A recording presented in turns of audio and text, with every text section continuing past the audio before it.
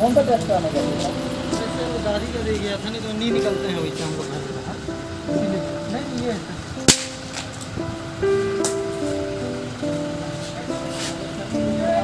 देख रहे हो? देख रहे हो? भगवान टेस्ट कराने गया था आपके सामने।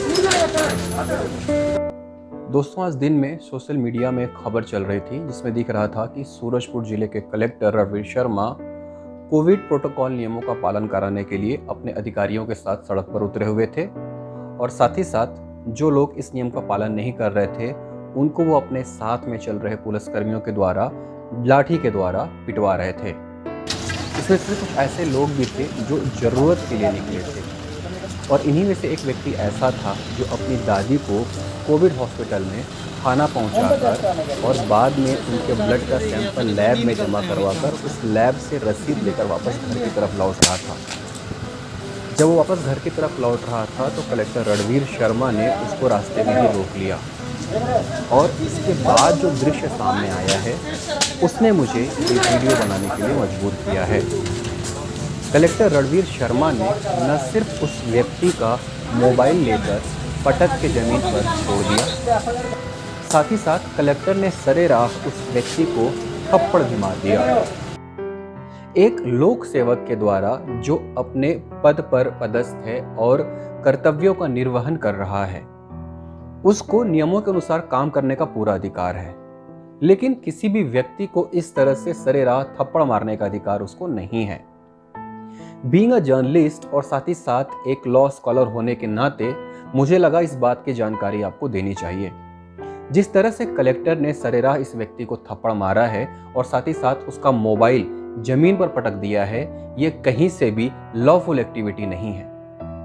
सीआरपीसी के सेक्शन 197 लोक सेवकों को यह अधिकार देती है कि उनके खिलाफ किसी भी तरह की एफआईआर करने से पहले सरकार की मंजूरी ली जानी चाहिए।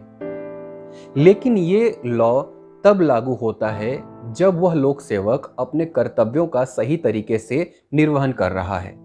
और यहाँ पे जिस तरह से कलेक्टर रणवीर शर्मा और साथ ही साथ उनके साथ चल रहे एसडीएम ने लोगों को सरेराह थप्पड़ मारे हैं, वो कहीं से भी लोक सेवक का एक पदीय कर्तव्य का निर्वहन नहीं है। और इसके लिए किसी भी अधिकारी के खिलाफ आईपीसी का सेक्शन 323 और साथ ही साथ 341 के तहत एफआईआर दर्ज की जा सकती है।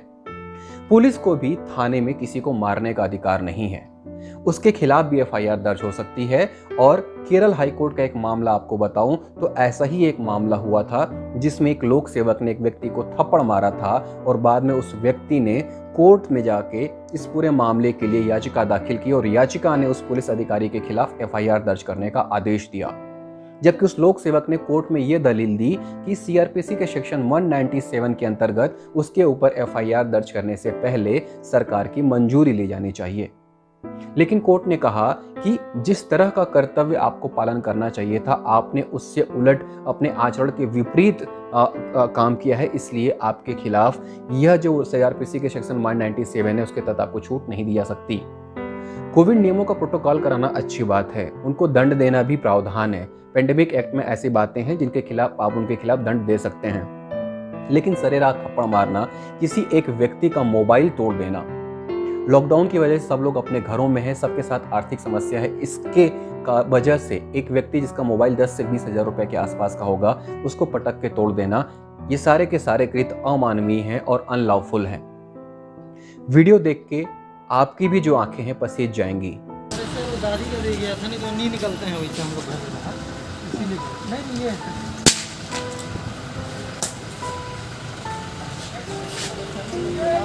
देख रहे हो? देख रहे हो?